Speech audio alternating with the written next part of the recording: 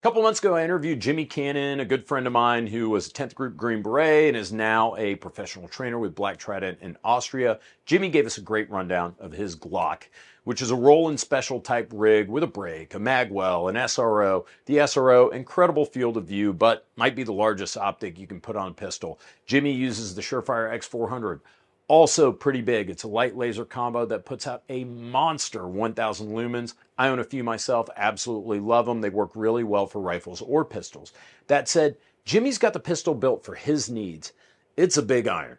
He needs a duty pistol in a large outside the waistband holster that he uses mainly on the range. I've shot Jimmy's Glock 19, might shoot better than a Terran Tactical Combat Master right out of the box, but then again, it has a very effective brake, a lot of additional weight and mods.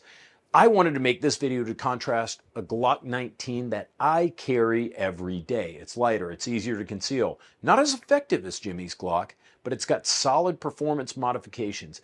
This is kind of what I think is the ultimate concealed carry Glock 19. I'll be straight up with you right now. I'm not sure how much more you're getting out of my version versus like a regular Gen 5 Glock 19 with the excellent Glock performance trigger and contrast night sights, especially in a concealed carry context. Maybe you could use an optic, but we'll talk about what I've done with mine. The Canvas.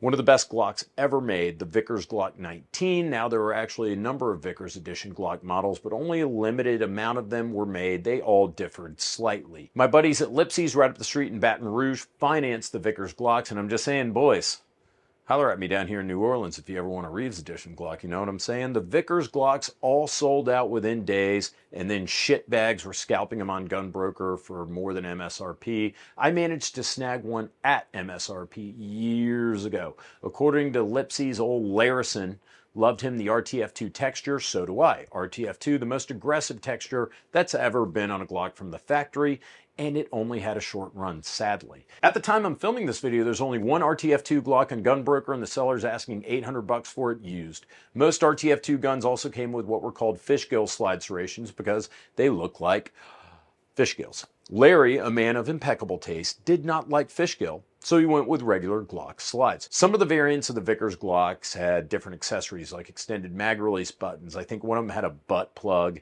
that had a takedown tool in it, like a punch or something, worthless, random shit.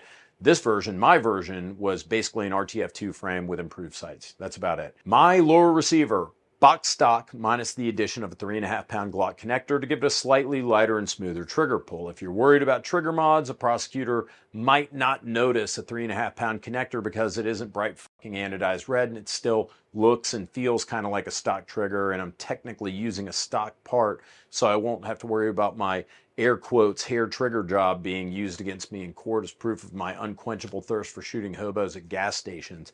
I like the Glock performance trigger much better, but this does the trick, the connector, and it costs like 10 bucks.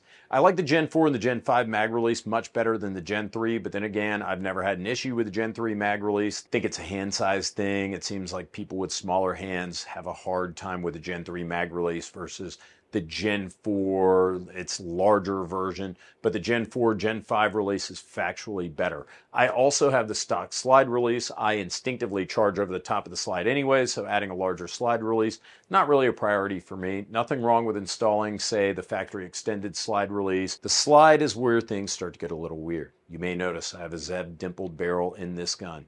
It's for a reason. And that reason is because I lost the stock barrel. I don't see why you would spend any money in an aftermarket barrel. I just lost my barrel when I was waiting for the milling work to be completed on my slide. I had a spare Zev Glock barrel lying around.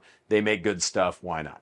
For sights, far and away, my favorite is the Hackathorn style set that had a bright orange front sight with a green tritium insert and a serrated black rear sight. I still have my same front sight, but my rear sight was replaced because I had this slide cut in an interesting way for an optic. Not just any optic, but a very special Acro setup from B&T. I was nervous about having my trusty, rare, stock Vickers Glock 19 cut on. I entrusted it to my Uncle Carl at B&T, and when I got it back, I felt like Aragorn receiving Arundel from Elrond. This configuration, incredible. B&T cuts the slide super deep for the Aimpoint Acro footprint. They shave a bit of metal off of the Acro housing itself as well, which doesn't compromise the integrity of the gun or the optic, but it does allow for an extremely low mount that will co-witness with stock iron sights. They then put the rear sight in front of the optic. This gets the optic as far back as possible in the slide, which bestows a number of benefits, including faster dot and target acquisition, with the optic being closer to your eye, as well as increased field of view. I want to note that there are some people saying that they're having problems with the Acro P2. I've got tons of trigger time on several P2s, no problems yet, but I'm not saying that the people who've had issues are full of shit either. I think I've seen some like QC issues with some out there. I just know that so far everyone I've ever used has been perfect. In fact, I've taken this Glock to Thunder Ranch. Can't believe how well it performs, how accurate it is. I've owned it since, I want to say 2016 when they were introduced, before they started adding LAV to the end of the serial numbers on these guns. Never had one single malfunction in this gun. Thousands, maybe tens of thousands of rounds. I haven't done a whole lot to it. It's not a competition gun. I wanted balance and compromise between size and weight and performance and stock gun reliability. A Glock don't need much for that. You can get 80 or 90% of the way there with a stock Gen 5 Glock 19 and a Glock Performance trigger. I want to say every encounter where I've had to draw a pistol have all been inside of 15 feet. It isn't like you need an optic. The optic also increases weight, it increases size, increases cost, but I will say, it is incredible for improved accuracy at range, and an optic's a great tool to have if you ever need to cover more distance with a fair trade-off of size, weight, and money. See, I don't need a fancy-ass 2011. Just give me a stock Glock 19, 7 yards, rapid fire. Can I shoot a 2011 better than this? Absolutely. No question in my mind. Do I need? I'm not sure. Like I said in my video about the only 3 Glock accessories you really need, especially in the concealed carry context, these guns don't need a lot. Get a stock Glock 19 if you really, really want to. Maybe a 3.5 pound connector, maybe a Glock Performance trigger if you really, really want to. Maybe a Glock OEM extended slide release, maybe an optic. For concealed carry, all optional. If you have more money, you can always throw it away on some sensible but kinky modifications like I did here with the Acro. By the way, I have a video coming out about the limited edition B&T Gen 5 Glock 19s, which are essentially contract overruns for European Special Forces. They're going to have the same Acro setup, plus threaded barrel, other bells and whistles. I did a full interview with Chris Mudgett of B&T about those guns that are coming in a few weeks, so look forward to that video soon. It's a simple setup, ideal for concealed carry. What do you guys think? Does this setup work for you? Does a carry gun need an optic? Tell me what you think in the comments, and thanks as usual for watching.